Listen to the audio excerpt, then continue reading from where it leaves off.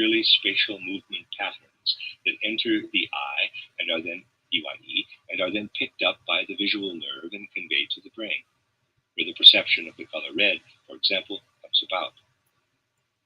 Next, we may wonder whether the color red is present when sensation is not.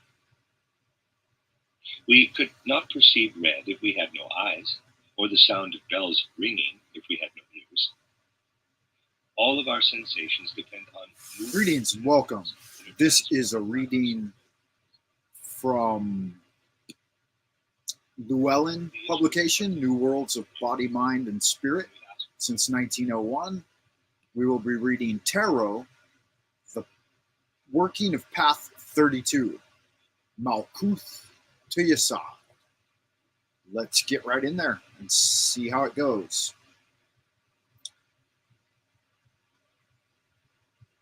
Vibrational processes and nerve processes, but not the color red. You also will not find it by studying the eye itself.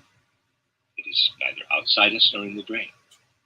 Red exists only when we ourselves, as subjects, intercept these movements. Is it impossible then to talk about how red comes to meet the eye or C-sharp the ear? The questions are, what is an internal mental image of this sort?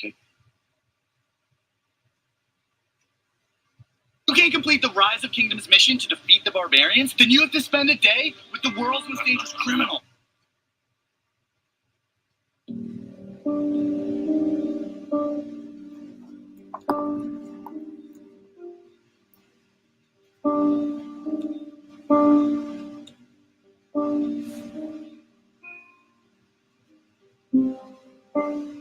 Pathworkings are a type of guided meditation based on the major arcana of the tarot. The idea of guided meditation for spiritual purposes goes back to Saint Ignatius of Loyola in the 16th century, if not earlier. These exercises are based on the Tree of Life diagram and derived from the Kabbalah, a school of Jewish mysticism dating back at least to the 13th century. Such meditations were performed by the Order of the Golden Dawn, and many of the versions in use today derive from Golden Dawn materials. Usually these are located indoors in artificial settings, such as formal temples, and involve angelic forms as messengers and guides.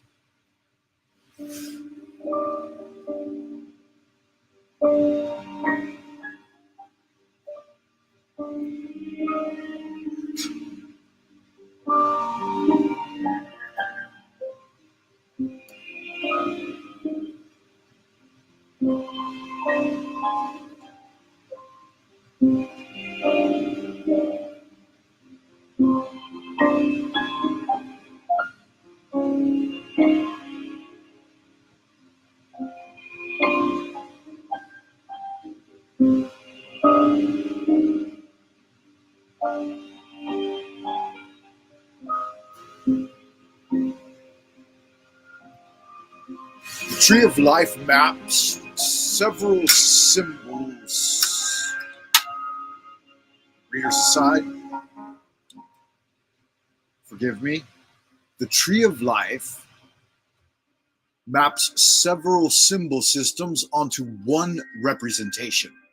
Tarot, numerology, and astrology are all interrelated by this system. The diagram consists of 10 circles, representing the spheres and 22 lines, the paths between them. The spheres correspond to the numbers 1 through 10, and therefore to both the tarot cards Ace through 10 and the numbers 1 through 10 for numerology.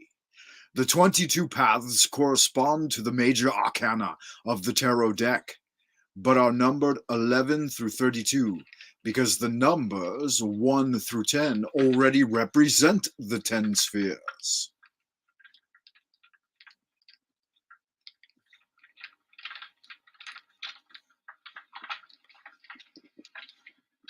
To people who study Kabbalah, this is not just a diagram. but a map of the world. Only the lowest sphere represents physical reality. The rest, levels of existence on non-physical planes, with the uppermost sphere representing the Godhead.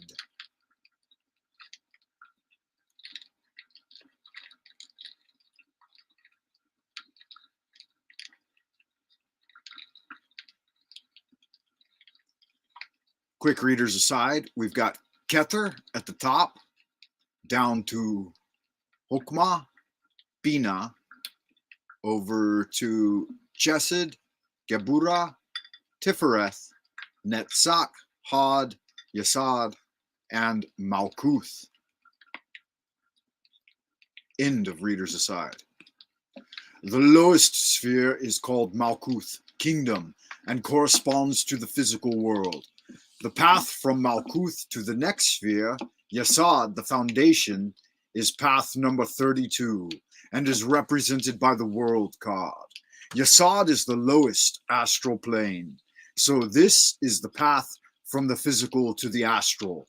Almost everyone travels this path, often without realizing it, in dreams, during illness, even when daydreaming. The purpose of this path working is to follow it deliberately, to come to Yesod consciously, to enter the astral light.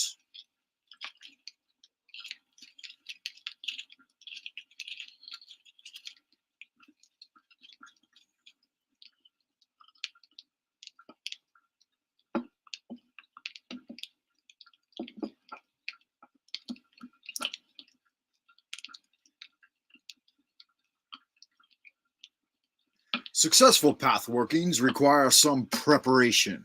You may wish to follow a specific script, at least for the first few times.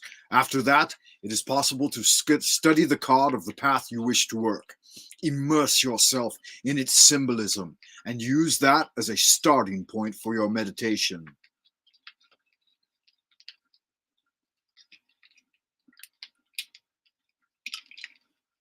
First, you will want to have a quiet place where you will be undisturbed. Interruptions are seldom dangerous, contrary to what you might find in occult fiction. However, it can be difficult to relax knowing you can easily be interrupted. Unplug the phone. Put a sign on your door. Meditating, please do not disturb. You will need to sit or lie comfortably. An easy chair is one solution, a mat on the floor another. Some people find they will fall asleep if they are lying down, while others find it easier to fall into trance while horizontal. If you do have a tendency to sleep but have no other place to work than your bed, try propping yourself up with extra pillows.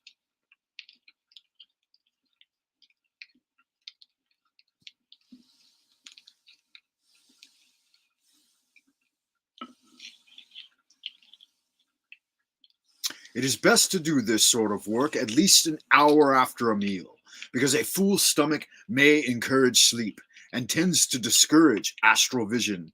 On the other hand, being hungry can be a distraction as well.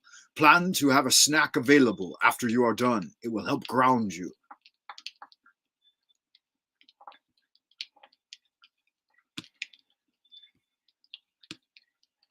You will need a tarot deck, and the Tree of Life diagram would be useful. Put the card for the path you are working on, in this case the world card, on your altar, or wherever it will be visible during the working. Choose the card from your favorite deck, the one you use the most often and feel the most comfortable with.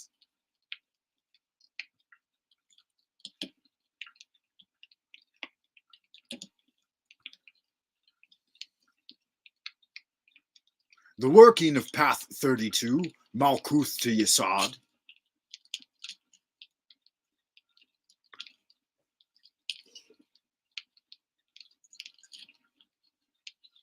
If you wish, cast a circle in your usual manner.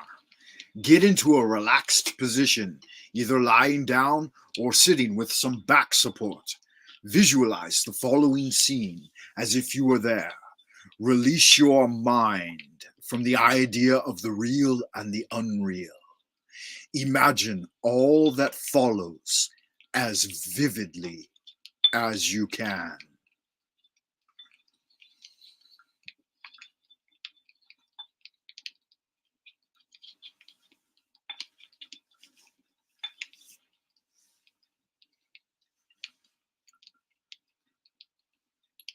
You find yourself in a clearing in a wooded area. To the south is a burning fire in a fire pit. To the west is a brook gushing over rocks.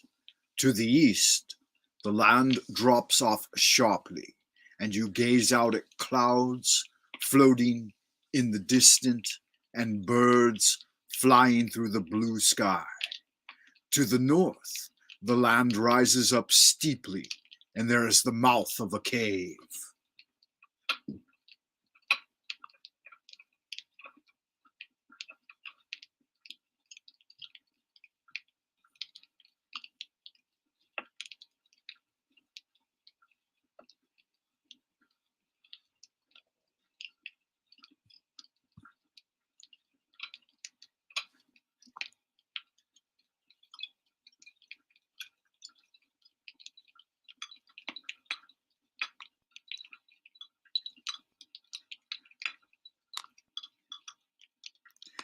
In the center of the clearing is a low stone altar.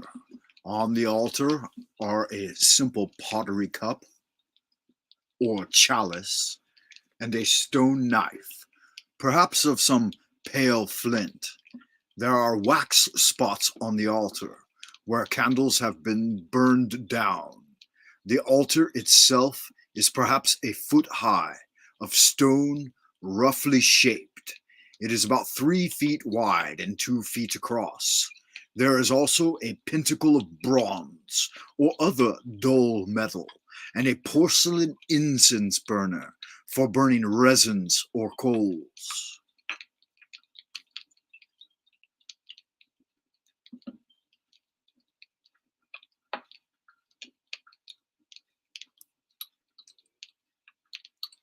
The fire burns high. You can see the flames leap, hear the wood crackle, smell the smoke. You can also hear the stream gurgling and splashing from time to time. The area on the other side of the stream is wooded. Sometimes when you look east, you see birds or hear them call. It is always quiet to the north.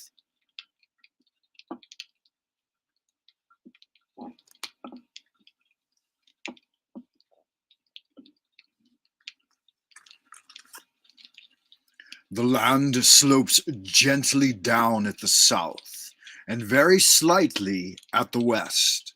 The stream flows to north to south, of course, and the land slopes that way as well.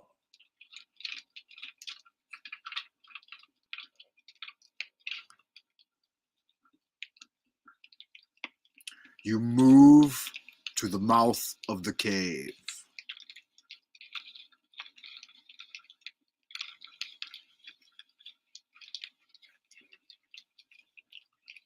You find that it is a little taller than you are, and you can enter without ducking your head. The light is dim inside, but you can still see what is around you. There are 3 passages inside the cave, one to the left, one to the right, and one that goes straight ahead. You begin walking down the middle passage, the path that goes straight back from the mouth of the cave.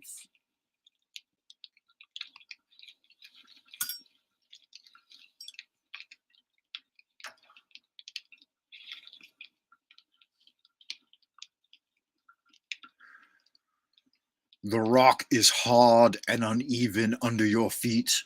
The rough walls of gray stone curve about you. There is enough space below the ceiling not to feel cramped. It is dark, but you can see light up ahead, and you move towards it. Gradually, you notice the walls less and less, and the passage seems to widen until it feels like you are no longer walking through rock. The rock has changed into tall trees and dense underbrush. You keep walking and finally find yourself in the open.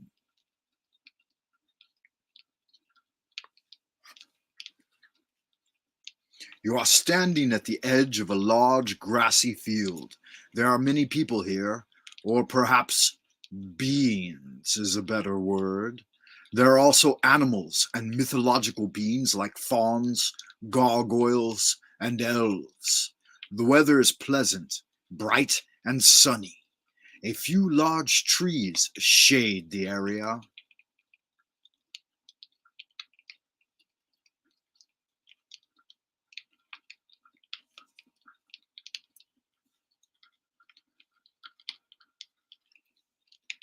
The beings are dancing, though the exact pattern is unclear because you can't see the whole dance. There are only a few around the edge of the field, but as you get farther in, more and more are moving around. You may move or dance with them, staying at the edge of the group or moving toward the center. You may find yourself near enough to the center to see if there is a central figure, such as a large goddess statue, or even the goddess herself dancing. You may interact with the various beings that are dancing, or with the central figure. There is a clockwise motion to the group of people moving and dancing. Whether you stay at the periphery or go farther in, gradually move with them clockwise around to the other side of the circle.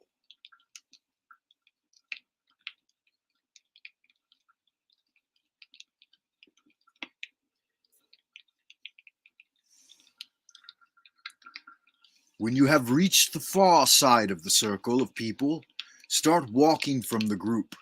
Eventually, you will find yourself in a tunnel through rock again. Ahead is a doorway. There may be a door or a curtain above the doorway with a picture of a crescent moon and the number 9.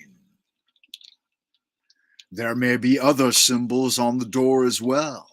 Perhaps one or all of the 9s from your tarot cards. Go through the curtain or open the door and go in.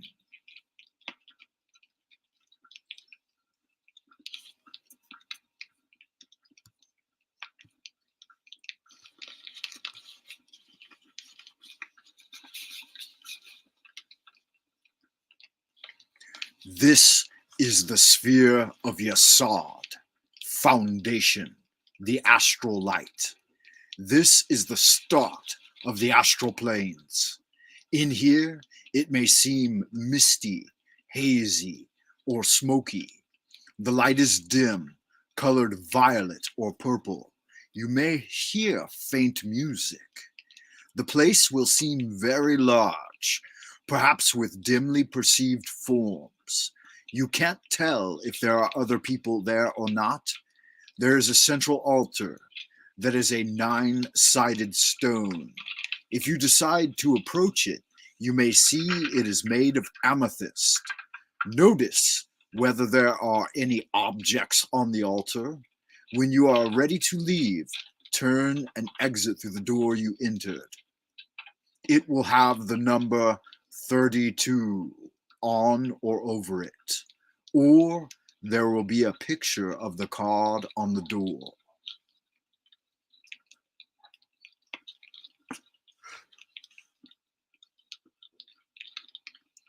You will find yourself in another tunnel through rock. You walk back and after a while find a step going up. You step up and know you are halfway back to Malkuth. Keep walking, and when you soon emerge from the cave, spend a moment or two in the clearing. Then feel yourself back in the room where you started and open your eyes.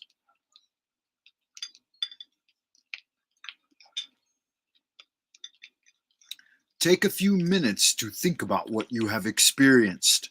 Write it down if you like. Then end your circle, if you cast one, or otherwise End the ritual. Have something to eat and drink, either in the circle or immediately afterward.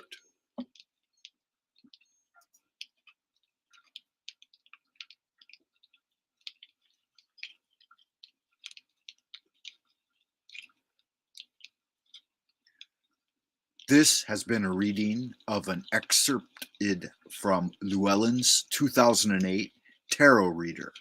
For more Llewellyn Tarot titles and decks, visit llewellyn.com. LLEWELLYN.com.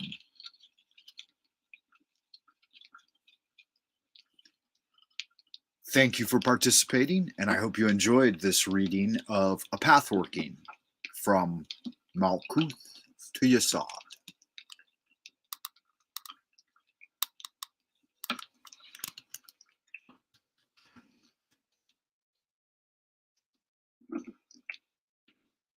Make sure, if you appreciate the channel, to like and subscribe. Ring that Pavlovian bell. Ding, ding, ding, ding, ding. And be aware that we now have a buymeacoffee.com/Frank Monday.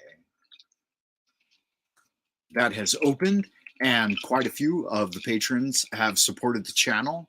Littlefish, Jeff Tiedrick, Owen, all have shown their support. Greatly appreciated. Thank you, and I hope you enjoy. As above, so below. Back in a flash.